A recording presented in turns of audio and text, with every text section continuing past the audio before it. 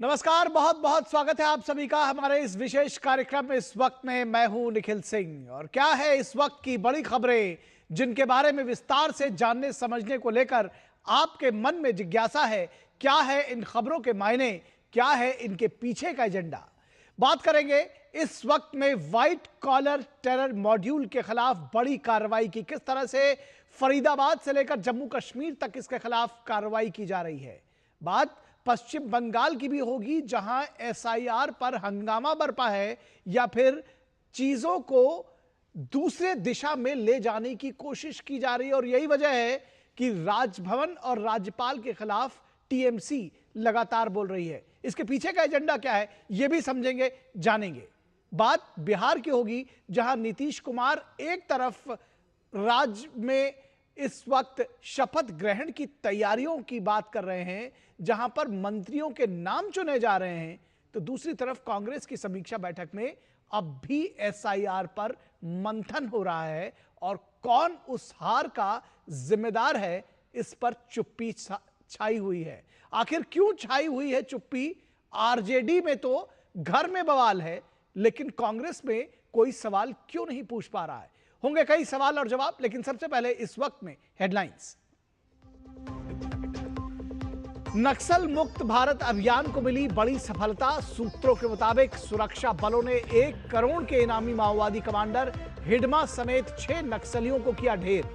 आंध्र प्रदेश और छत्तीसगढ़ सीमा पर हुई कार्रवाई।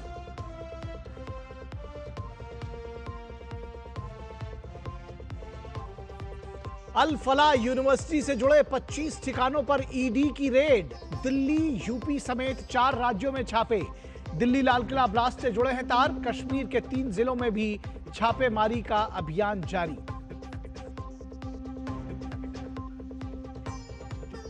बिहार में सरकार गठन को लेकर दिल्ली से लेकर पटना तक बैठकों का दौर जारी। नई दिल्ली में अमित शाह के आवास पर भाजपा और जेडीयू नेताओं की बैठक। पटना में नीतीश कुमार से मिले जीतन राम मांझी।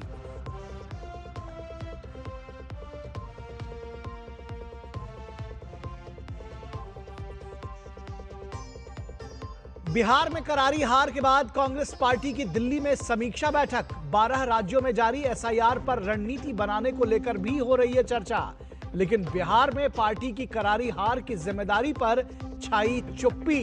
अब भी चुनाव आयोग को ही हार का जिम्मेदार ठहरा रहे हैं कांग्रेस के नेता।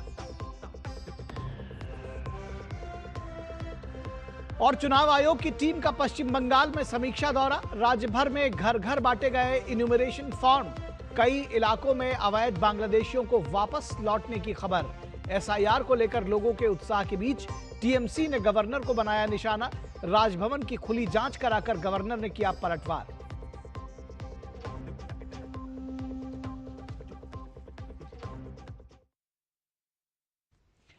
तो सबसे पहले बात करते हैं किस तरह से जो लाल किला के सामने दिल्ली में जो ब्लास्ट किया गया उसको लेकर के क्या कुछ कार्रवाई चल रही है, किस तरह से सघन छापेमारी अभियान चलाया जा रहा है व्हाइट कॉलर टेरर मॉड्यूल्स के खिलाफ, क्या कुछ कार्रवाई की जा रही है। बड़ी कार्रवाई की जा रही है। दरअसल दिल्ली धमाके के तार जोड़ने से की पहल इन एजेंसियों ने की है और अपनी कार्रवाई तेज की है। आज ईडी ने ओखला स्थित अल फलाह ट्रस्ट, अल फलाह यूनिवर्सिटी से जुड़े कई ठिकानों पर कई बड़े स्तर के जो इनके कर्ता धर्ता थे उनके ठिकानों पर छापेमारी की है। एनसीआर में स्थित फरीदाबाद के अल फलाह यूनिवर्सिटी कैसे कश्मीर के अलगाववादियों का गढ़ बन गया था, इसकी भी छानबीन की जा रही है। हमले में शामिल कानपुर की डॉक्टर शाहीन ने खुलासा किया है कि रेडिकलाइजेशन के लिए अल फलाह यूनिवर्सिटी सुरक्षित ठिकाना बन गया था, पनाहगाह बन गया था। और दिल्ली धमाके के सिलसिले में एजेंसियों ने अब तक 8 डॉक्टर्स को हिरासत में लिया है, जबकि कई लोगों से पूछताछ लगातार जारी है। अल फलाह ग्रुप से जुड़े 25 से ज्यादा ठिकानों पर ईडी का सर्च ऑपरेशन जारी है।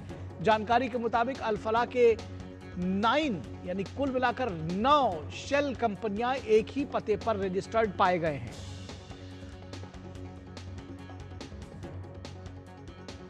एक ही मोबाइल नंबर और ईमेल पर कई कंपनियां बनाई गई और बड़ी तादाद में पैसे के लेन देन के मामले सामने आए हैं। मनी लॉन्ड्रिंग और फर्जी कंपनी को लेकर ईडी लगातार जांच कर रही है। ईडी ने कुछ महीने पहले ही अल फलाह के संस्थापक ओनर पर पीएमएलए के तहत केस दर्ज किया था। करोड़ों रुपए की फंडिंग और काले धन को सफेद करने का एक बड़ा खुलासा भी यूनिवर्सिटी को लेकर सामने आया था। जम्मू कश्मीर पुलिस के स्टेट इन्वेस्टिगेशन एजेंसी श्रीनगर के नौगांव इलाके में जैश ए मोहम्मद के पर छपे एक पोस्टर की पड़ताल में अल फलाह यूनिवर्सिटी के कनेक्शन ये सामने आया था। एक दुर्भाग्यपूर्ण घटना में अल फलाह यूनिवर्सिटी के डॉक्टर से मिले बारूद की जांच में इसी नौगांव पुलिस स्टेशन में 9 लोग शहीद हो गए। दिल्ली धमाके में 13 लोगों की जान चली गई, कई लोग घायल हुए थे, लेकिन इस धमाके ने पहली बार व्हाइट कॉलर टेरर इकोसिस्टम में नए टर्मिनोलॉजी को स्थापित किया है। दिल्ली धमाके की जांच कर रही एनआईए ने धमाके की साजिश के तार जोड़ने में अब तक बड़ी कामयाबी पाई है। एनआईए का मानना है कि डॉक्टर उमर सुसाइड बॉम्बर बनकर इस घटना को उसने अंजाम दिया है।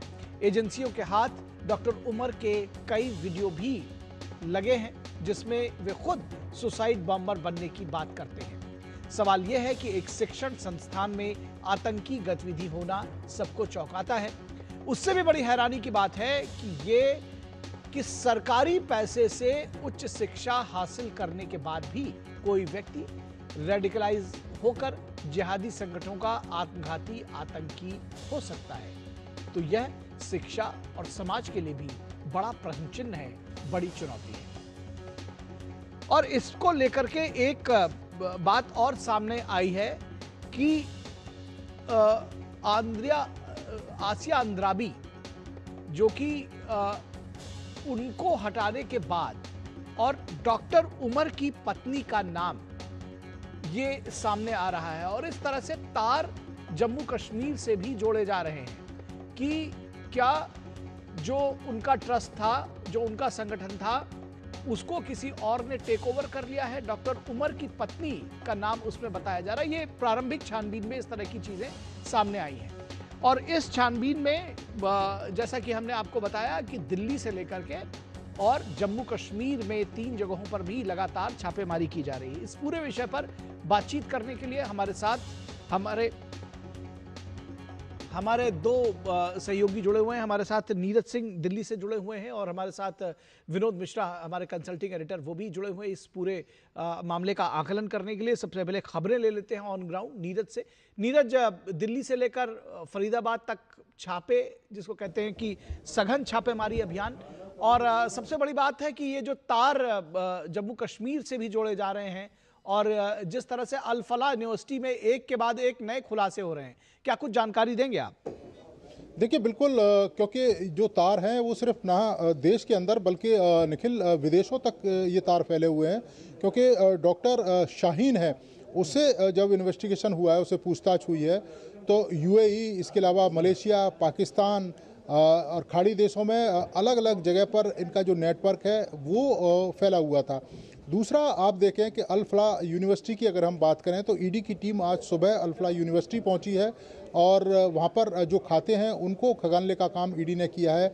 जामिया में भी जो अल फलाह यूनिवर्सिटी का कैंपस है, वहां पर भी ईडी की टीम पहुंची है कि किस तरीके से पैसे का लेन देन हो रहा था, क्या जो पैसा अल फलाह यूनिवर्सिटी के खातों में पहुंच रहा था, विदेशों से आ रहा था, विदेशों से कौन कौन लोग डोनेट कर रहे थे, इस पैसे का जो प्रयोग है वो किस तरीके से किया जा रहा था, डॉक्टरों को जो सैलरी दी जा रही थी, क्या वो पैसा सिर्फ सैलरी पे ही खर्च हो रहा था या उस पैसे का प्रयोग किसी और तरीके से किया जा रहा था, सैलरी ऑनलाइन दी जा रही थी, चेक से दी जा रही थी या कैश से दी जा रही थी। ये तमाम जो सवाल हैं वो खड़े होते हैं, और उसी की जो जांच है वो लगातार चल रही है। आप देखें कि हरियाणा से शुरू हुआ ये आतंकी मॉड्यूल का जो सिलसिला है वो जम्मू कश्मीर तक फैला हुआ है। कई सारी गिरफ्तारियां इसमें एनआईए ने की है। एनआईए लगातार छापेमारी की कार्रवाई कर रही है। कल भी एक जो हरियाणा मॉड्यूल के सहयोगी है उसको एनआईए ने श्रीनगर से गिरफ्तार किया है, और अनंतनाग का वो रहने वाला है, और बताया जाता है कि टेक्नो से भी है, और ख़ासतौर से ड्रोन को किस तरीके से हमला किया जा सकता है उसमें उसको महारत हासिल है, और लगातार इनके टच में था कि किस तरीके से वहाँ पर जो धमाका है वो करना था। एक बड़ी साजिश थी, जिस तरीके से प्लानिंग की जा रही थी पूरे देश भर में, और जांच एजेंसियों का ये कहना है कि देश के अलग अलग हिस्सों में, खासतौर से जो धार्मिक स्थल और संवेदनशील जगह हैं वहाँ पर ये टारगेट करना था, क्योंकि आप देखें कि 3000 किलोग्राम के करीब अमोनियम नाइट्रेट जो खरीदा गया वो बताता है कि कितनी बड़ी साजिश थी। इसके अलावा जो डॉक्टर शाहीन है उसके खातों की भी जांच हुई है, लाखों से करोड़ों रुपए में लेन देन हुआ है। जब लखनऊ पहुंचती थी डॉक्टर शाहीन तो अपने घर न जाकर होटल में रुकती थी, और 6 से 7 लोग हैं जिनके लगातार वो टच में थी। जांच एजेंसियों का कहना है कि देश भर में जो खासतौर से जम्मू कश्मीर के जो लोग हैं और जो खासतौर से डॉक्टरी पेशे से जुड़े हुए हैं, करीब 200 के करीब लोग हैं जो निशाने पर हैं, और जिनके लगातार जो तलाशी है और जो लगातार है उनकी जो जांच करने का जो सिलसिला है वो हमारी जो जांच एजेंसियां हैं वो कर रही हैं। तो एक बड़ा कह सकते हैं कि एक सिंडिकेट है, और जिसको पर्दाफाश करने का काम हमारी जांच एजेंसी ने किया है, और अभी भी लगातार जो जांच है वो जारी है। बिल्कुल, जांच लगातार जारी है। अंकित मिश्रा हमारे संवाददाता इस पूरी खबर पर बातचीत करने के लिए फरीदाबाद से जुड़े हुए हैं। अंकित, किस तरह की जानकारी देंगे? लगातार जो छापेमारी का काम है वो चलाया जा रहा है, और अल फलाह यूनिवर्सिटी अब जिसको कहते हैं कि एक के बाद एक लोगों के जहन में आ रहा है कि कितने तार खुलेंगे, कितनी साजिशें पर्दाफाश होंगी। लगातार एक के बाद एक चीजें सामने आ रही हैं। बिल्कुल, सबसे पहले तो इस समय मैं फरीदाबाद में जब मौजूद हूँ और मेरे पीछे आप अल फलाह यूनिवर्सिटी देख पा रहे हैं। यूनिवर्सिटी भी है, हॉस्पिटल भी है, दोनों यहीं से संचालित होता है। यही यूनिवर्सिटी का यानी मेन जो एंट्री गेट है वो यही है अल फलाह यूनिवर्सिटी का, और इसी को लेकर के इस समय पूरे रडार पर है। सभी जांच एजेंसियां इस समय अल फलाह यूनिवर्सिटी को और इससे जुड़े हुए तमाम जो लिंक्स हैं उनको खंगाल रही है, और इसी वजह से ईडी भी, अगर आप बात करें तो दिल्ली समेत फरीदाबाद, अगर हरियाणा की बात करें, यहाँ से लेकर दिल्ली तक 25 ठिकानों पर लगातार ताबड़तोड़ छापेमारी चल रही है। ईडी शिकंजा कस रही है, यानी परत दर परत एक एक कर अल फलाह यूनिवर्सिटी के वो तमाम जो फसाने हैं वो खुलकर सामने आ रहे हैं, और एकाएक करके लगातार ये स्थिति जो है बनी हुई है कि कोई भी व्यक्ति जो इसमें जुड़ा हुआ है उसको छोड़ा नहीं जाएगा। और यही वजह है कि जितनी भी एजेंसियां हैं वो बड़ी तेजी के साथ आगे बढ़ रही हों, और अल फलाह यूनिवर्सिटी हो या फिर इनके जो ट्रस्टी हों, इनके जानने वाले हों, या फिर फिजिकली एंटिटीज जो बना दी गई थी वो हों, इन सब पर शिकंजा है। और इसी वजह से ईडी जब भी अगर बात करूं तो सुबह से ही 25 ठिकानों पर लगातार छापेमारी कर रही हो। तमाम जो दस्तावेज हैं वो खंगाले जा रहे हैं, क्योंकि उन्हीं दस्तावेजों में छुपा हुआ है कि आखिर किस तरह से मनी का ट्रेल या फिर मनी लॉन्ड्रिंग यहाँ पर होती आई थी। यानी जो सूत्र दावा कर रहे हैं वो यही बता रहे हैं कि ईडी जब भी छापेमारी करती है तो वो एक तय पैटर्न को फॉलो करती है कि आपने जो चीजें यहाँ पर की हैं वो क्या कानून के दायरे में रह कर के की है, कितना जो यहाँ पर लोगों को सैलरी बांटी गई है वो क्या बैंक के जरिए बांटी गई है या कोई अन्य साधन का इस्तेमाल इसमें किया गया है, और तमाम जो तरीके हैं उनको खंगाल रही है, क्योंकि फाइनेंशियल जो ट्रांजैक्शंस है उस पर ईडी का लगातार नजर बनी हुई है। और इसके अलावा अगर बात करें, देखिए अभी अब से मेरे से पीछे थोड़ी देर पहले आपने मेरे पीछे देखा होगा जो गाड़ी निकल के गई है, अधिकारियों की गाड़ियों का ऐसे ही आने और जाने का सिलसिला लगातार जारी है यहाँ से। तो यानी लगातार ईडी जो है वो इन्हीं चीजों पर वर्क कर रही है कि बैंक स्टेटमेंट को देखा जा रहा है, जो एंटिटीज यहाँ पर साइन की गई थी, जो सेल कंपनियां बनाई गई थी, जिसका दावा या यूं कह लें कि जो सोर्सेज बता रहे हैं वो उसके आधार क्या है उसकी भी छानबीन यहाँ से की जा रही है। और इन सब के मुख्य एक तरीके से कहे किरदार जो है इसके पीछे वो पकड़ने की कोशिश के लिए ही असरदार तरीके से लगातार छापेमारी देखने को मिले, और इसी में अल फलाह यूनिवर्सिटी इस समय पूरी तरीके से कहूं तो जांच एजेंसियों के शिकंजे में कसती हुई नजर आ रही। बिल्कुल, जांच एजेंसियों के शिकंजे में कसती हुई नजर आ रही है, नित नए खुलासे हो रहे हैं। विनोद मिश्रा जी, आपसे समझना चाहेंगे किस तरह से आप आकलन करेंगे इन घटनाओं का, और जिस तरह से एक के बाद एक तार जुड़ते हुए नजर आ रहे हैं। हमारे दिन में जब बात हो रही थी तो जो हमारे जम्मू कश्मीर के संवाददाता है उन्होंने बताया कि दुख्ताराने मिल्लत की जो आसिया अंद्राबी हैं उनके बजाय उमर की, डॉक्टर उमर की पत्नी अब उसमें उसके थ्रू भी उनके हाथ, मतलब हालांकि ये अभी पुष्ट खबर नहीं है, लेकिन इस तरह के भी तार जुड़ने की कोशिश की जा रही है। तो ये कहां से कहां तक मिलाया गया? आप देख रहे हैं फरीदाबाद, दिल्ली, और जिस तरह से अभी नीरज ने जानकारी दी कि भाई 3000 किलो से ज्यादा विस्फोटक, ये मतलब किस तरह से इसका आकलन करेंगे कि आंख के नीचे ये सारी चीजें हो रही है?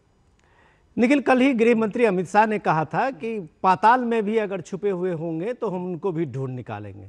तो आप समझ सकते हैं ये कमिटमेंट का जो एजेंसियों का जो लेवल है जांच की वो किस तरफ पे और कितनी दूर तक जाएगी, और डेफिनेटली जानी भी चाहिए। ये रेडिकलाइजेशन का आप ये देखिए कि सीधे सीधे कश्मीर से ये पूरा का पूरा अभी एनसीआर में फरीदाबाद के एक यूनिवर्सिटी में आके वहाँ पे एक सेंटर बन गया है, तो डेफिनेटली ये सुरक्षा एजेंसियों के साथ साथ में देश के लिए भी एक बड़ी चिंता का विषय तो है।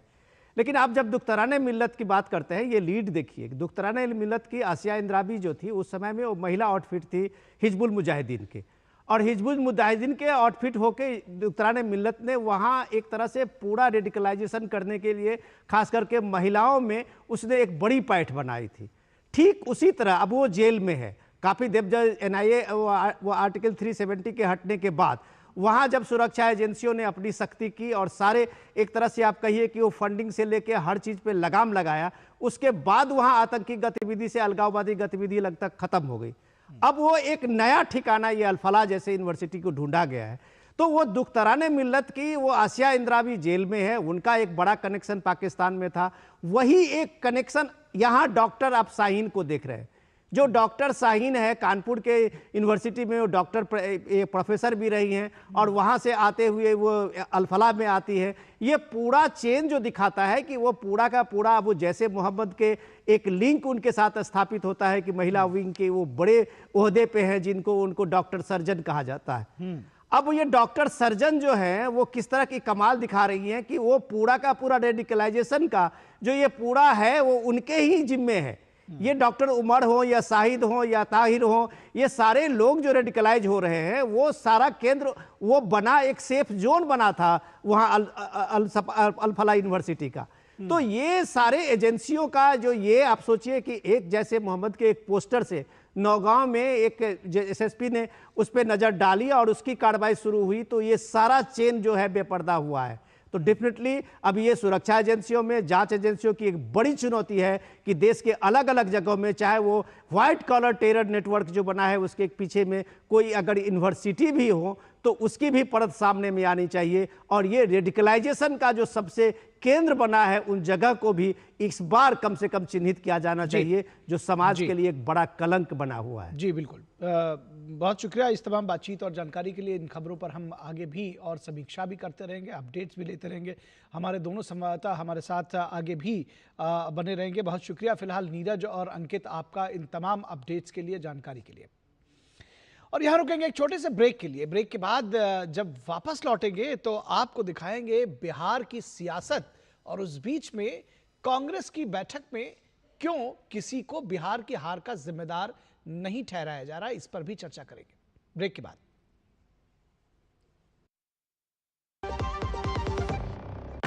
कौन है जो जोड़े देश को? विकसित भारत का विकसित भारत।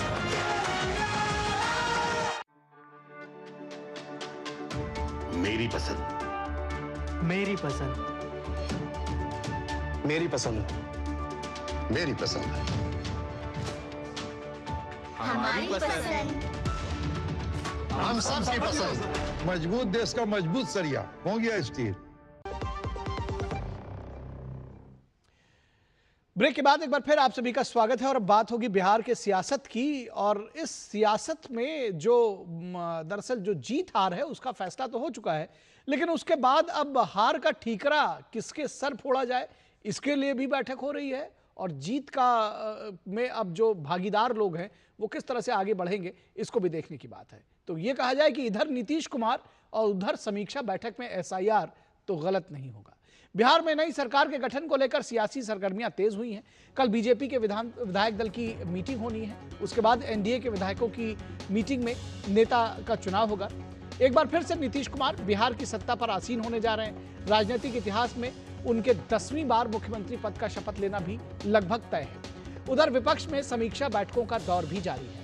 कल राजद ने विधायक दल के नेता के रूप में तेजस्वी यादव को फिर से चुना है। राजद के लोग बताते हैं कि लालू यादव के कहने पर तेजस्वी ने ये जिम्मेदारी संभाली है। लेकिन कांग्रेस पार्टी आज शीर्ष नेताओं की बैठक में पूरे देश में मतदाता सघन पुनरीक्षण को लेकर बैठक हो रही है, यानी SIR को लेकर वो अभी भी समीक्षा कर रहे हैं। कांग्रेस अध्यक्ष मल्लिकार्जुन खड़गे और प्रतिपक्ष के नेता राहुल गांधी 12 राज्यों में उनके वरिष्ठ नेताओं के साथ गहन समीक्षा कर रहे हैं। दिल्ली स्थित इंदिरा भवन में आयोजित इस बैठक में चुनाव आयोग की ओर से देश भर में मतदाता सूची के सघन पुनरीक्षण और उसकी प्रक्रिया पर चर्चा भी हो रही है। जाहिर है पार्टी अपनी हार की जिम्मेदारी SIR और चुनाव आयोग पर ही डालना चाहती है। बैठक में शामिल राज्यों के कांग्रेस प्रतिनिधि किसी नेता पर जिम्मेदारी डालने के बजाय सीधे चुनाव आयुक्त ज्ञानेश कुमार को निशाना बना रहे हैं।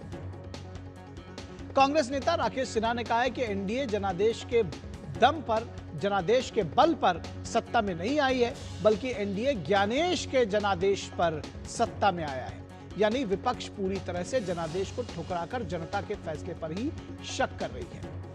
यही बात राजद नेता ने भी कही है कि हार के लिए तेजस्वी जिम्मेदार नहीं है। राजद जल्द ही चुनाव में हुई धांधली के पोल खोलेगा, लेकिन प्रशांत किशोर हार की जिम्मेदारी खुद पर लेते हुए उन्होंने दावा किया है कि वे कहीं भागने वाले नहीं हैं, वे इस सरकार का पीछा करते रहेंगे। बिहार में बम्पर पोलिंग के बाद मिले परिणाम में एनडीए गठबंधन को 202 सीटें मिली हैं, जबकि महागठबंधन अपने नाम पर सिर्फ 35 सीटें जीत पाई। बीजेपी ने 89 सीट जीत दर्ज कर बिहार में सबसे बड़ी पार्टी बनकर उभरी है। सवाल यह है कि आत्मचिंतन किए बगैर अगर पार्टी एक दूसरे की पीठ खुजलाने में लगी है तो यकीन मानिए कि एक राजनीतिक पार्टी के रूप में वे अपनी कमी कभी ढूंढ नहीं पाएंगे और मजबूती से कभी लड़ नहीं पाएंगे।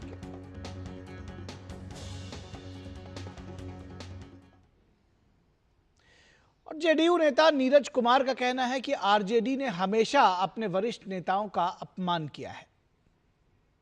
पूरे चुनावी अभियान में हेलीकॉप्टर पर मंगनी लाल मंडल जी नजर नहीं आए, उदय नारायण चौधरी नजर नहीं आए, अब्दुल बारी सिद्दीकी नजर नहीं आए, जगतानंद सिंह नजर नहीं आए, रामचंद्र पूर्वे नजर नहीं आए।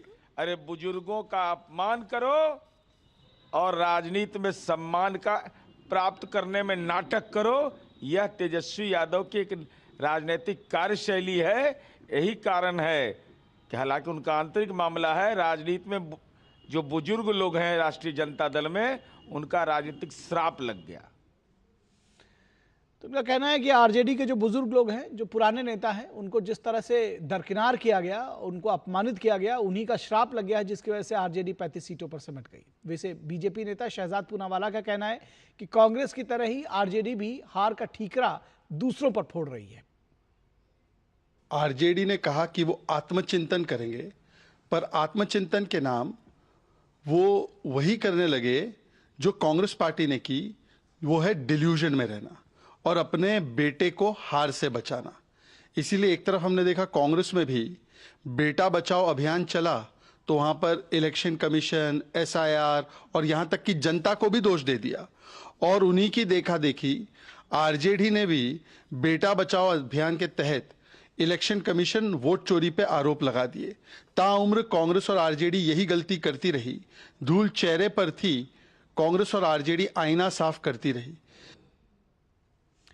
और आरजेडी नेता मृत्युंजय तिवारी का कहना है कि चुनाव में जितने भी खेल हुए हैं सब पर समीक्षा हो रही है। एक लाइन का जो प्रस्ताव था, श्री तेजस्वी यादव जी को विधायक दल का नेता चुना गया, वो प्रक्रिया पूरी हुई और बहुत सारे प्रमाण हैं, साक्ष्य हैं कि इस चुनाव में क्या क्या खेल हुए हैं। वो सब की समीक्षा माइक्रो लेवल पर हो रही है और सब समीक्षा के बाद इस पर पूरी तरह से प्रतिक्रिया दी जाएगी, उनका पोल खोला जाएगा। कांग्रेस नेता मणिकम टैगोर कह रहे हैं कि मतदाताओं को मोबिलाइज किया जा रहा है ताकि हर मतदाता वोट दे सके। SIR is an attack on the democratic process itself in the name of deleting the dead voters and others. This has been pushed by the BJP and implemented by the Election Commission. SIR in Bihar has resulted in the 62 lakh voters being deleted. And in Tamil Nadu and other states, we are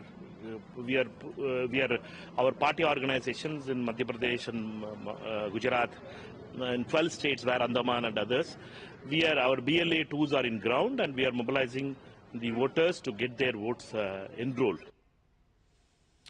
वहीं प्रशांत किशोर हार के बाद कह रहे हैं कि वो मैदान छोड़कर कहीं जाएंगे नहीं, इस सरकार का पीछा करते रहेंगे। आज जरूर धक्का लगा है और उसके लिए जो कुछ भी कमी है उसको सुधारा जाएगा। और उतनी ही ताकत से फिर खड़े होंगे। अगर आप ये कुछ लोग ये सोच रहे हैं कि मैं बिहार छोड़ दूंगा, तो आपका ये भ्रम है। अंग्रेजी में एक फ्रेज है, you are not defeated till you quit. जब तक आप छोड़ेंगे नहीं तब तक आप हार नहीं सकते हैं। तो प्रशांत किशोर की और जन सुराज में मेरे साथ जुड़े हुए साथियों की बिहार सुधारने की जो जिद है, उस जिद के सामने दूसरा कुछ भी इस जीवन में नहीं है। तो बिहार सुधारने की जिद है और सबसे बड़ी बात यह कह रहे हैं कि हम छोड़ेंगे नहीं, लेकिन इन सारी बातों के बीच में कम से कम प्रशांत किशोर कह रहे हैं कि हम चुनाव हारे हैं और हम फिर से आने की कोशिश करेंगे। बाकी तो तमाम ऐसे हैं जो ये मानने को तैयार नहीं कि चुनाव हारे हैं। फिलहाल इस पूरे विषय पर बातचीत करेंगे। हमारे साथ 3 खास मेहमान जुड़े हुए हैं। गोपाल कृष्ण अग्रवाल बीजेपी के प्रवक्ता हैं। गोपाल जी, बहुत स्वागत है आपका। हमारे साथ अजय वर्मा कांग्रेस के नेता हैं। अजय जी, बहुत स्वागत है आपका। हमारे साथ विनोद मिश्रा, हमारे कंसल्टिंग एडिटर, वो भी जुड़े हुए हैं। विनोद जी, सबसे पहले तो हम समीक्षा बैठकों की बात कर लें। कोई भी आरजेडी और कांग्रेस दोनों ये मानने को तैयार नहीं कि वो चुनाव हारे हैं, जनता ने उनको हराया है। ये किस तरह के लोकतंत्र का आप देखते हैं, जहां पर बम्पर वोटिंग हो रही है और वोटिंग में इतिहास रचा जा रहा है, लेकिन पार्टियां मानने को राजी नहीं है? ये इल्यूजन है, डिल्यूजन है, या फिर खुद को खुश करने की एक जिसको कहना चाहिए कि गालिब ख्याल अच्छा है खुद को बहलाने के लिए? निखिल, इसके में पार्टी अपने अपने तरीके से समीक्षा करती है और बात उनका अपना अधिकार है अपने तरीके से समीक्षा करने का। लेकिन आज की तारीख में अगर आप ये देखें कि जनता कोई परवाह नहीं कर रही है।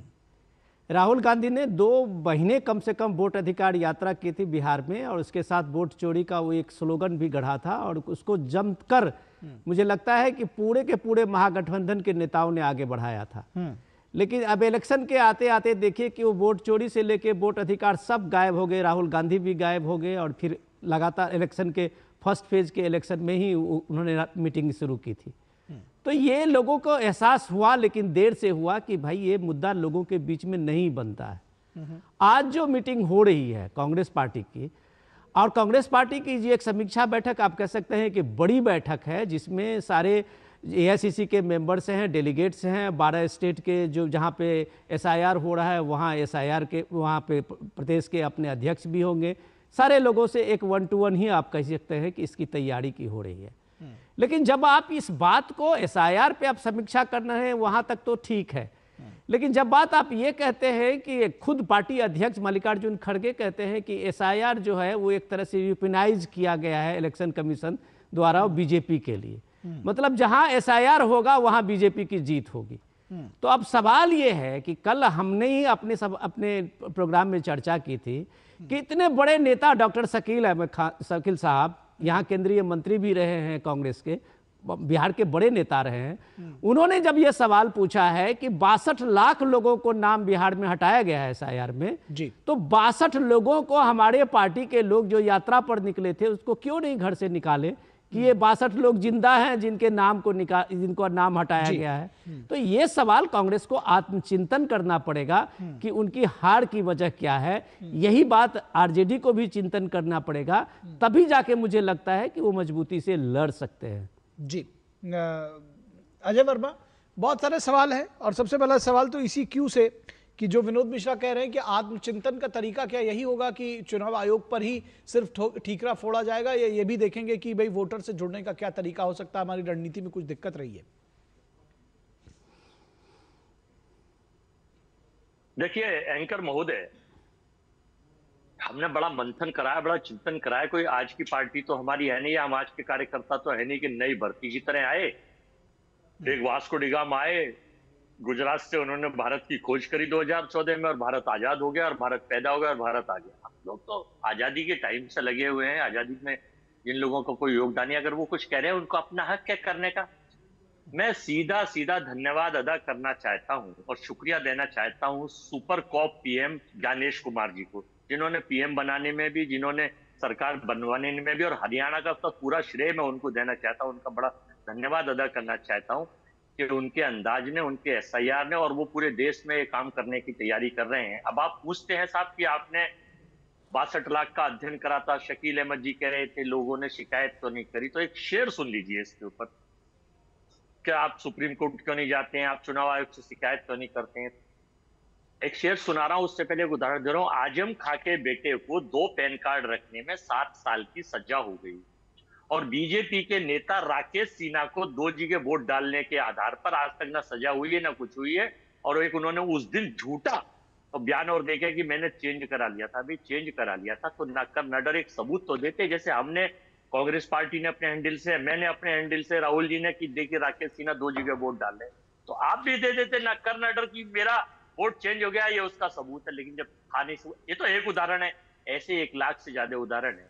लेकिन अब हम शिकायत किस पे करें? तो सोचा था कि हाकिम से करेंगे हम फरियाद, सोचा था कि हाकिम से करेंगे हम फरियाद, कमबख्त वो भी सरकार का और उनका चाहने वाला निकला। तो कहां शिकायत कर ले, किसको शिकायत कर दें? पूरे देश को पता है कि उन शिकायतों का कोई नतीजा नहीं है, कोई आधार नहीं है, कोई कार नहीं है। बस सारे देखो ने, देखिए राव साहब जो थे डायरेक्टर थे सीबीआई के, बहुत सारे जर्नलिस्ट, बहुत सारे पत्रकारों ने कहा कि चुनाव आयोग ने 5 स्टेट में पैसा देना रोक दिया था, लेकिन बिहार में आखिरी दिन तक 10-10 हजार रुपए महीने जो है 10-10 हजार रुपए सबके महिलाओं के अकाउंट में गए, वो भी वर्ल्ड बैंक के पैसे से। आज मैं पीके की स्पीच सुन रहा था, पीके की प्रेस देख रहा था, हालांकि हमारे पास भी आंकड़े हमने भी दिए हैं और बहुत सारे उदाहरण मैं दिखाऊंगा। 0-0 ज्ञानेश कुमार जी का बयान दिखाऊंगा अगर मैं, सुपर कॉप पीएम का, कि भाई देखिए 0-0 हम उस पर लिखते हैं जो पेड़ के नीचे होता है। हमने एक वीडियो राहुल जी ने दिखाया, यार आपको कहे तो आपको भेज दूं। 500 वोट है उस मकान में और उसका पूरी आलीशान कोर्ट महल बनी हुई है जिसका नंबर 0-0 है। ऐसे 50,000 से ज्यादा मुकदमे जो किस्से हैं। तो इसलिए इनको मुबारक, सरकार इनको बधाई, जनता का हित करे, देश का हित करे और इस पर सरकार चलाए। लेकिन हम लोग, आपने जो शेर सुनाया, नहीं है सत्ता की, ठीक, आपने जो शेर सुनाया उसके मुताबिक तो अब तो आपके हाथ में कुछ बचा ही नहीं, क्योंकि आपने कहा कि कोई भी आपके साथ नहीं है, अदालत भी आपके साथ नहीं है, सुप्रीम कोर्ट पर भी आपको भरोसा नहीं है, तो आप करेंगे क्या? देखिए हमारा एक सुझाव है, मैं आपको भी भेजूंगा और मैंने अपने नेताओं को भी भेजा है और इस पर विचार भी हो रहा है कि बिहार में सारे अपोजिशन के जो हमारे लोग हैं, जो 35 हमारे गठबंधन की सीटें आई हैं, उन सबको इस्तीफा देकर अपनी विधानसभा से इनके ऊपर सौंप दीजिए कि आप चलाइए, आप ही सरकार बनेंगे, आप ही चलाइए, बिहार आप चलाइए, हम जनता की सेवा करेंगे, अपने तरीके से काम करेंगे, लेकिन विधायक पद पे नहीं। क्योंकि चोरी की सरकार जो है, देश के लोग कह रहे हैं, हम नहीं कह रहे, ये हम इसमें सहभागिता हमने सदन में नहीं बैठ सकते। जहां पर चोरी की बू आती हो और जहां पर संलिप्तता नजर आती हो सबकी मिली हुई। अब बताइए, पैसे का खेल, चुनाव आयोग का खेल, पावर का खेल, सत्ता का खेल, ईडी का बात आ गई है, सीबीआई का उसी बात को दोबारा मत कहिए, प्रशासन का। ठीक, मैं जवाब ले लेता हूं। गोपाल कृष्ण अग्रवाल जी, ये मानने को राजी नहीं है कि जनता ने इनको हराया है। ये कह रहे हैं कि चुनाव आयोग ने हरा दिया, वरना हम तो जीते हुए थे चुनाव, तेजस्वी यादव मुख्यमंत्री होते उतने ही वोटों से जितने से आप बने हैं। देखिए, यह समीक्षा बैठक नहीं थी कांग्रेस की, यह तो नेताओं को बचाओ बैठक थी। इनके नेताओं का लगभग 90 से ऊपर कंटिन्यूअसली राहुल गांधी जी के नेतृत्व में कांग्रेस इलेक्शन एक के बाद एक हारती जा रही, और हर बार उसका कभी ईवीएम का बहाना, कभी इलेक्शन कमीशन के ऊपर है, कभी एसआईआर पे है, कभी कोर्ट के ऊपर है। प्रजातंत्र भारत में खत्म हो गया है, भारत डेड इकोनॉमी है। ये जो वर्तमान रियलिटी से कंप्लीटली कट आउट करके जो राजनीति कर रहे हैं, जनता की आकांक्षाओं अपेक्षाओं को कंप्लीटली भुला के केवल अपने नेताओं की गद्दी बचाओ, नेताओं को कैसे सीएम या पीएम बनाओ, इसी फिराक में जो रहते हैं, वो अल्टीमेटली जनता उनकी इस राजनीति को नकार रही है और उसको ये एक्सेप्ट नहीं करना चाह रहे। यही सामने दिख रहा है। इनके अपने नेता बता रहे हैं कि जब आप कह रहे हो, कर्नाटक में इन्होंने कहा, हरियाणा में कहा, महाराष्ट्र में कहा, अब बिहार में कह रहे हैं, अरे एक बार तो आप कोई प्रूफ देकर, इलेक्शन कमीशन ने मांगा, कोर्ट ने मांगा, आप उसको प्रूफ दीजिए। केवल पब्लिकली मीडिया को भाषण देने से कोई इस देश में, केवल राहुल गांधी ने जो कह दिया वही कानून है, वही पत्थर की लकीर है, इस तरह की तो राजनीति चलती नहीं है। ये था एक समय जब गांधी परिवार अपने आप को कानून व्यवस्था से ऊपर समझता था, अब वह स्थिति नहीं है। वह अपने आप में अपने वजूद को बचाने का काम कर रहे हैं। ऐसा जिस चीज को, सबसे बड़ी बात है कि ये कहते हैं इलेक्टोरल लिस्ट में खामियां हैं, तो वो खामियां कैसे दूर होगी? वो तो स्पेशल एसआईआर की प्रक्रिया से ही तो होगी। अगर 7 लाख लोगों की जिनकी मृत्यु हो चुकी है, जो ट्रांसफर हो चुके हैं, जो विभिन्न कारणों से जिनके मल्टीपल जो उनके पास इलेक्टोरल कार्ड्स पहुंच गए, उनको चेक करके खत्म करके ठीक करना है। इनके पोलिंग एजेंट साथ में बैठे हुए, इनके प्रभारी वहां पे बैठे हुए, तो एक भी इन्होंने केस नहीं दिया। सुप्रीम कोर्ट ने तो यहां तक कहा था कि आप कोई 10% भी, कोई 10 केस भी लेके आ जाओ तो हम उसको इन्वेस्टिगेट करवा देंगे।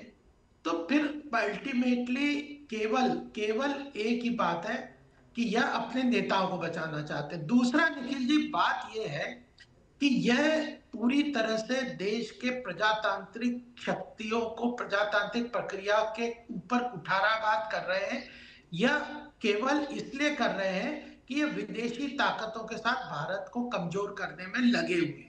आप अभी देखिए आतंकवाद पे इनके नेताओं के क्या भाषण आ रहे हैं, वो उसमें भी यहाँ पे ये सब कहने लगते हैं।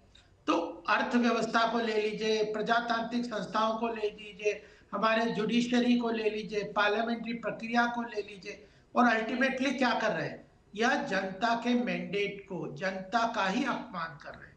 जनता ने इतने मुखर होके पहले ये कह रहे थे कि ज्यादा वोटिंग परसेंटेज भर गया तो हम जीत जाएंगे, अब रिजल्ट इनके खिलाफ आ गया तो कह रहे हैं इलेक्शन खराब हो गया। ईवीएम ये वो सारी चीजों को नकार दिया है। सुप्रीम कोर्ट में भी गए, सुप्रीम कोर्ट में प्रूफ नहीं देते। तो अल्टीमेटली पर्पस केवल ये है कि हमें किसी भी न किसी तरह हमें अपने नेताओं को हार की जिम्मेदारी से बचाना है, इसके अलावा कुछ नहीं है। ठीक, जनता की व्यवस्था, जनता की आकांक्षाएं, अपेक्षाओं के ऊपर कोई ध्यान नहीं है। अजय वर्मा जी, दो बात मेरे जहन में आती है। एक तो ये कि ये जो 62-65 लाख लोग जिनके नाम काटे गए, उन पर कोई ठोस जवाब आपने दिया नहीं। दरअसल अगर आप कह रहे हैं कि सारी चीजें गड़बड़ हुई हैं, सब कुछ आंखों के सामने से धूल झोंक दिया गया, आंखों से काजल चुरा लिया और ज्ञानेश कुमार ने चुनाव हरवा दिया, लेकिन जब बार बार ये कहा जा रहा है कि भाई कुछ लोगों को लेकर के तो सामने आइए कि जो सामने आया और कहें कि हाँ भाई हमारा वोट था और ये हो गया, उस मामले में आप लोग सामने आ नहीं पा रहे हैं। दूसरी बात मैं ये भी समझना चाहूंगा कि ये जिन राज्यों की भी बात हो रही, चाहे वो उत्तर प्रदेश की और बिहार में जहां आप हारे हैं, ऐसा नहीं है कि 2014 में ही, इससे पहले आप वहां पर 243 में 200 सीटों के साथ राज कर रहे थे।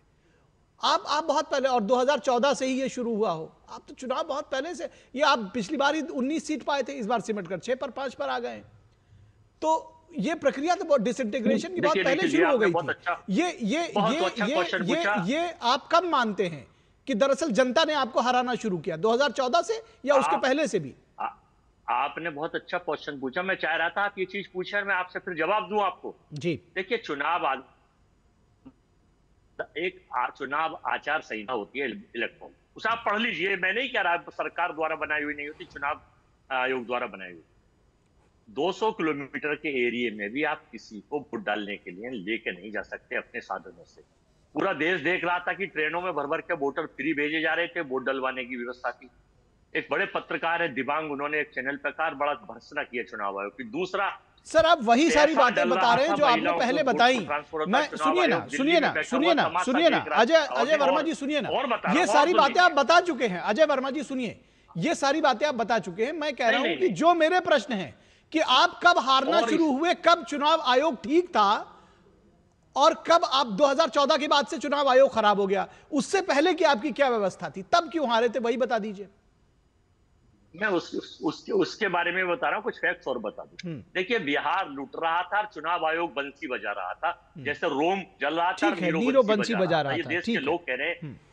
ठीक, हाँ, देखिए, चुनाव आयोग बिहार जल रहा था, लूट रहा था, और चुनाव आयोग बांसुरी बजा रहा था। देखिए, भाजपा के वोट राजद से 15 लाख कमाए। ये कब से सर, आप इधर उधर की बात ना करिए, ये कब से जल रहा था और चुनाव आयोग बंसी बजा रहा था? 2014 से या उसके पहले भी?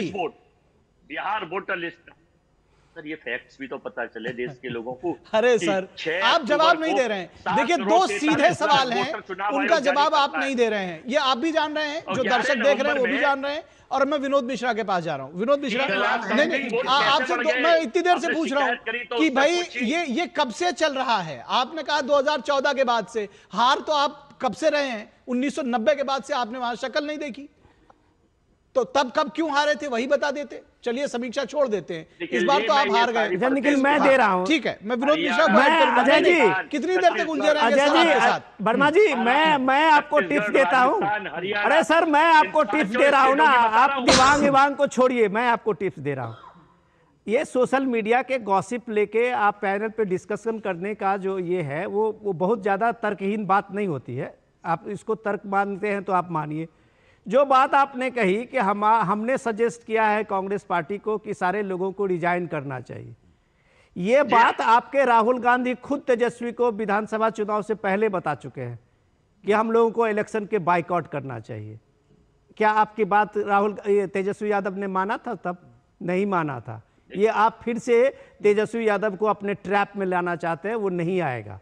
रही बात कि इंपॉर्टेंट चीज सुनिए, जो आप सोशल मीडिया की बात करके यहाँ घुमा रहे हैं और इधर उधर की बातें कर रहे हैं, सवाल ये है कि कब सीखिएगा एक चुनाव आयोग को, एक संवैधानिक संस्था को तारीफ करना भी। बिहार में फ्री एंड फेयर इलेक्शन हुए हैं। बिहार में इलेक्शन आजादी के बाद सबसे ज्यादा रिकॉर्ड मतदान से लोगों ने पोलिंग किया है, उसको आप बेईमानी कहते हैं। आप लोकतंत्र में क्या मर्यादा रखेंगे जहां के लोग, आप ये सोचिए कि बगैर कहीं बूथ लूट के, बूथ के हंगामे के, बगैर कोई फेक वोट के, बगैर कोई इसके एकदम प्योर इलेक्टोरल रोल का एक इलेक्शन को बिहार ने दिखाया है। आजादी के बाद सबसे ज्यादा 67% वहां मतदान हुआ है। एक बार तारीफ तो कर लीजिए उस ज्ञानेश कुमार को। और आप यहाँ अभी इलेक्शन कमीशन के कोई प्रवक्ता नहीं है, आप धुआंधार बैटिंग कर रहे हैं, सुपर पीएम बना रहे हैं। जो सवाल पूछे जा रहे हैं, सवाल ये है इंपॉर्टेंट कि एक डायलॉग लेके आप कितना बम गिराएंगे।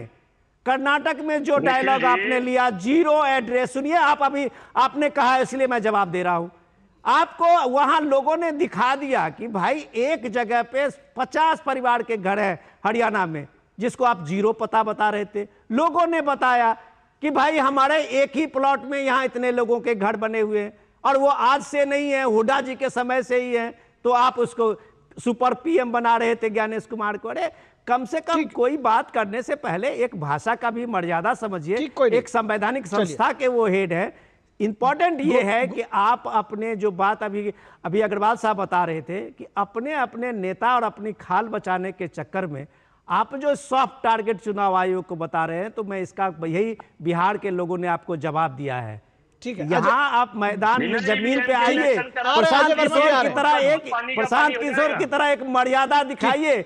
लोकतंत्र में है, लोक लाज से लोकतंत्र चलता है, ये रखिए। ठीक है विनोद जी, समय बहुत कम है। अजय वर्मा, मैं चाहता हूं कि अगर कोई आपके पास सब्सटेंस हो, मेरी जो बात है अगर आप उस पर जवाब दे पा रहे हो तो प्लीज आइए, अदरवाइज मैं फिर गोपाल कृष्ण के पास जाऊंगा, गोपाल कृष्ण जी के पास। फाइनल में तो 10 सेकंड में कह रहा हूं। अभी मैं थोड़ी देर पहले अघोषित भाजपा के प्रवक्ता विनोद जी को सुन रहा था। बहुत अच्छा बैटिंग करते हैं सरकार के पक्ष में, दूसरों पे आरोप लगाते हैं कि बैटिंग करते हैं। और देखिए, एक बिना ईवीएम के चुनाव आयोग के इलेक्शन करा लीजिए, जीरो हो जाएंगे। अरे साहब, मैं आपसे जो सवाल पूछ रहा हूँ वो आपने जवाब दिया नहीं। हमको खाली ये बता दीजिए, मैं खाली यही सवाल पूछ रहा हूँ, आपने हारना कब से शुरू किया? कौन सी वाली हार मानेंगे? 90 के दशक की मानेंगे, 2000 में जो पूरा दशक रहा उसको मानेंगे, या 2014 के बाद से मानेंगे? कब मानेंगे? उसके पहले कैसे हारे? मैं तो कह रहा हूं उसके बाद तो सब चुनाव आयोग ने हरा दिया। जनता ने कभी हराया आपको कि नहीं हराया? निखिल जी, हिंदुस्तान का मतलब बिहार नहीं है। हिंदुस्तान, अरे ठीक है, चलिए यूपी भी जोड़ लीजिए। आप कौन सी बात की बात कर रहे हैं? बात चुनाव नियम बिहार की बात कर रहे हैं। हम कह रहे हैं बिहार में कब से हारना आपने शुरू किया, ये बता दीजिए। हम सत्ता लोभी नहीं है, सत्ता के लिए तो चुनाव ही क्यों लड़े थे? गवर्नर साहब ने चुनाव ही क्यों लड़े थे? ये कौन सी बात होती थी सत्ता लोभी नहीं थे?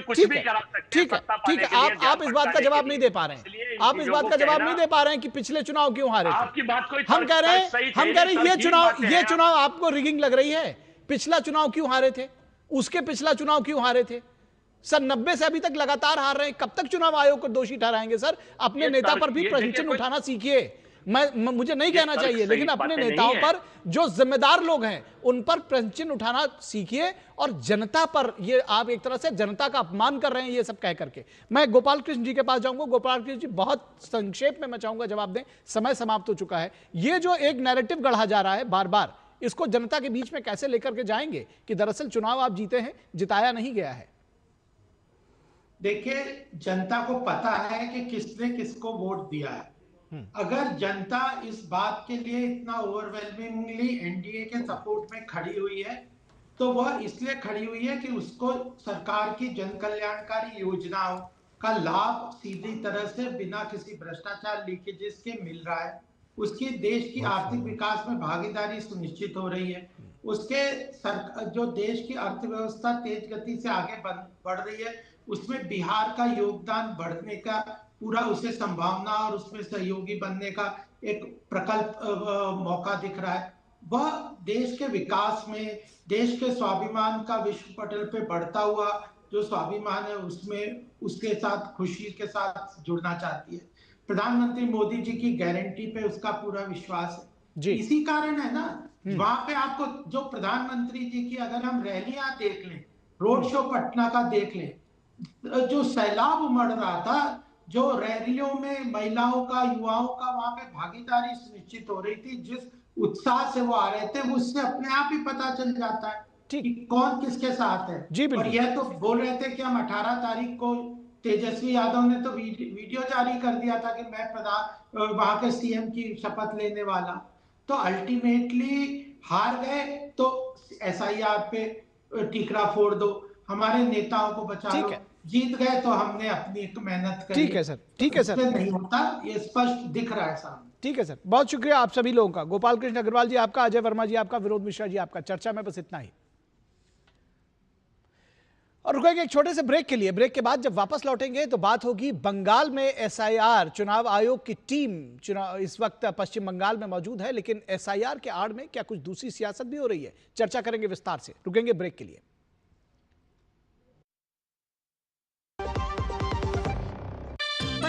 खेलता है, झूलता उछलता है, दौड़ता कभी कभी दौड़ कराता है, आगे आगे बढ़ता है इंडिया, अमूल दूध पीता है इंडिया। जब धरती चीर कर निकलता है लोहे का पत्थर और मिलता है मोंगिया के जोश से, फिर तपता है, पिघलता है और बनता है फौलाद। अब होता है सरिया सारी खूबियों के साथ। मोंगिया स्टील, मजबूत देश का मजबूत सरिया।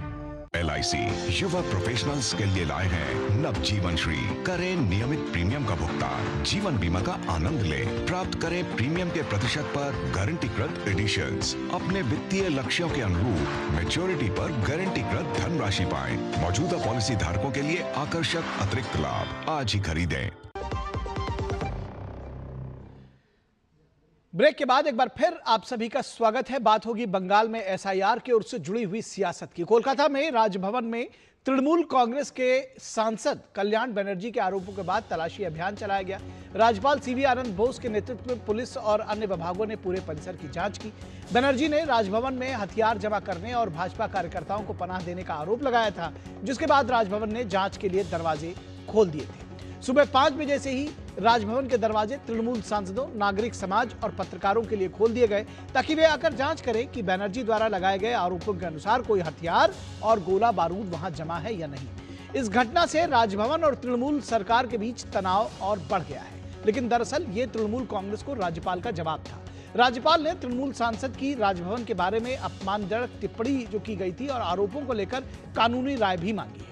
इस बीच राज्य में चल रहे विशेष गहन पुनरीक्षण की प्रगति की समीक्षा के लिए निर्वाचन आयोग की 4 सदस्यीय केंद्रीय टीम कोलकाता पहुंची हुई है। चुनाव आयोग का प्रतिनिधिमंडल उत्तर और दक्षिण कोलकाता के प्रशासनिक अधिकारियों के साथ बैठकें कर रहा है। बैठक की अध्यक्षता सीनियर डिप्टी चुनाव आयुक्त ज्ञान भारती कर रहे हैं। चुनाव आयोग ये सुनिश्चित करना चाहता है कि मसौदा सूची में मृत अन्य स्थानों पर स्थानांतरित कर चुके, यानी कि अपने स्थान से दूसरी जगह जा चुके, और डुप्लीकेट मतदाताओं के नाम एनुमरेशन फॉर्म में न हो। इस महीने आयोग की ये दूसरी राज्य स्तरीय समीक्षा यात्रा है। ये टीम 21 नवंबर तक राज्य में रहेगी और अपने दौरे में कोलकाता, दक्षिण 24 परगना, नादिया, मुर्शिदाबाद और मालदा जिलों में एसआईआर की स्थिति की समीक्षा करेगी। इस बीच खबर है कि पहले घर छोड़कर भाग रहे कई बांग्लादेशी अब वापस लौटने लगे हैं। उन्हें वापस लौटने के लिए और सुरक्षा देखने के लिए कुछ लोगों की ओर से आश्वासन दिया जा रहा है। कौन है ये लोग? क्या राजनीतिक दलों के कार्यकर्ता हैं? ये जनता समझदार है, खुद समझ रही होगी। इस बीच खबर यह भी है कि कुछ बीएलओज को राजनीतिक पार्टी के बीएलए यानी बूथ लेवल जो एजेंट्स हैं वो खुलकर काम करने में बाधा पहुंचा रहे हैं। उनको यह भी कहा जा रहा है कि कुछ लोग तो धमका रहे हैं। कोलकाता में गुलशन कॉलोनी की तरह जो तमाम जानकारियां अब सामने आ रही हैं उससे लोगों के मन में आशंका जगती है, जहां बीएलओ को मतदाता ढूंढने में मुश्किल हो रही है। यह गुलशन कॉलोनी की बात है। लगभग हर इमारत 5-6 मंजिला है और आबादी 2 लाख के करीब है। स्थानीय सूत्रों के मुताबिक 90% निवासी बाहरी हैं जिनके पास मतदाता पहचान पत्र होने का दावा है। तो इस तरह की चीजें भी लगातार सामने आ रही हैं। और पश्चिम बंगाल के राज्यपाल सीवी आनंद बोस ने टीएमसी सांसद कल्याण बनर्जी के आरोपों को बेबुनियाद बताया। Allegations made by the Honorable MP are highly inflammatory, explosive, and highly irresponsible. नहीं लो Rajbhavan for public scrutiny today from 5 AM onwards. और इस पूरी खबर पर बातचीत करने के लिए हमारे साथ हमारे संवाददाता प्रसेनजीत बख्शी इस वक्त कोलकाता से जुड़े हुए हैं। प्रसेनजीत, एक तो ताज़ा अपडेट्स जो इस वक्त चुनाव आयोग की टीम है उसके विषय में भी दे, और साथ ही साथ ये बताएं कि ये क्या जो पूरा ये राजभवन वाला प्रकरण हुआ, क्या ये लगता है कि एसआईआर और इसके बीच के जो सारी प्रक्रिया है उससे कहीं ना कहीं ध्यान भटकाने के लिए टीएमसी की एक सोची समझी रणनीति है? देखिए, पहली बात तो निखिल बताएं कि ये जो एसआईआर की प्रक्रिया है, एसआईआर की प्रक्रिया को पूरी एकदम अपने आंखों से देखने के लिए एसआईआर की प्रक्रिया में जो कई जगह से कुछ लोगों की, खासतौर से जो बीएलओ है उन लोगों की तरफ से कुछ शिकायतें हैं, कुछ जो कोलकाता और दक्षिण 24 परगना खासतौर जहां से डायमंड हार्बर, जहां से अभिषेक बनर्जी सांसद है, वहां से कुछ शिकायतें हैं। वो अपने आंखों से देखने के लिए ईसीआई की जो टीम है वो team absolutely sorry Nikhil, ECI की जो टीम है आज सुबह पहुंचे हैं और उनका जो मीटिंग है वो जारी है। यहाँ पे जो चीफ इलेक्टोरल ऑफिसर है उनकी जो ऑफिस है उस ऑफिस पे, और कल से वो रास्ते पर निकलेंगे, कई जगह पर वो अपना दौरा करेंगे और कुछ चीजें ऐसी है जो बंगाल में एकदम अनोखा समस्या है और उस समस्या को देखने के लिए वो पहुंचे हैं। पहले नॉर्थ बंगाल में कुछ जगह पर दौरा करके गए हैं और अभी साउथ बंगाल में दौरा जारी है। तो ये पश्चिम बंगाल के लिए काफी जरूरी था, क्योंकि आप जानते हैं कि यहाँ पे बांग्लादेशी अनुप्रवेश का समस्या काफी दिनों से ये एसआईआर का मांग यहाँ पे चल रहा था।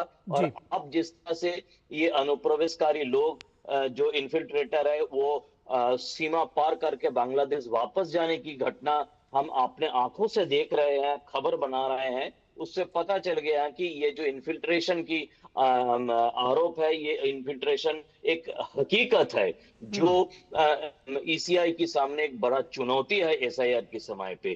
तो एक तरफ ये है, दूसरी तरफ हाँ, ये आप सही कहा है कि एसआईआर और इन्फिल्ट्रेशन ये सब जब एक हकीकत बनने जा रहे हैं, उस वक्त सिर्फ एक सांसद कल्याण बनर्जी, उनका काफी इस बारे में बदनाम है।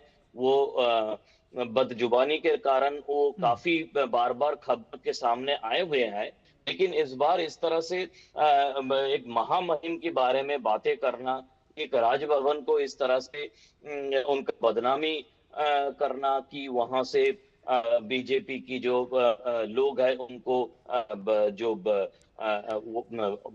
वेपन दिया जा रहा है, उनको बाकी सब कुछ दिया जा रहा है, ये काफी एक सस्ता किस्म का आरोप लगाना, और इसीलिए महामहिम काफी दुखी है। उन्होंने लोगों के लिए राजभवन को खोल दिया था कि राजभवन और सीआरपीएफ की जो बम स्क्वाड है वो आके वहां पे छानबीन करके गया है, और आज के दिन कल्याण बनर्जी के लिए छोड़ा गया था कि अगर माफी ना मांगे तो कल्याण बनर्जी के खिलाफ कानूनी कार्रवाई किया जाएगा। अब इंतजार है कि इसके बाद क्या करेंगे महामहिम ने। जी बिल्कुल, निश्चित तौर पर तेजी से घटनाक्रम बदल रहा है, देखते हैं कि क्या कुछ होता है, लेकिन फिलहाल इन सब के पीछे जो सियासत है उसको जनता देख भी रही है और समझ भी रही है। बहुत शुक्रिया इस तमाम बातचीत और जानकारी के लिए प्रसेनजीत बख्शी।